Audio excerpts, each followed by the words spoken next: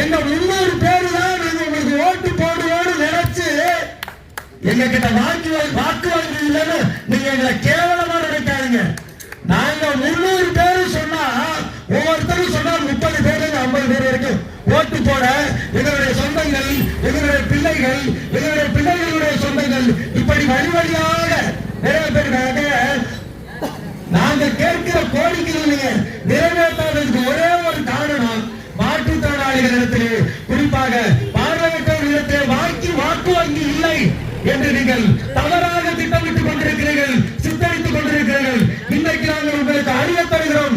எதிர்வரும் காலங்களிலே, எதிர்வரும் சமயத்திலே இங்கே நடைபெறுகிற சட்டமன்ற பாராளுமன்ற தேர்தலிலே நிச்சயமாக மாற்றுத்திறனாளிகளுக்கு பின்னாடி இருக்கிறவர்களுடைய வாக்கு வங்கி உங்கள் ஆட்சியை மாற்றும் உங்களுடைய திட்டத்தை நிச்சயமாக வேறறுத்து போடும். ஆகவே நீங்கள் எங்களுக்கு சலுகைகள் வழங்குவதை வாக்கு வங்கி வச்சு சலுகைகள் வழங்காதீர்கள்.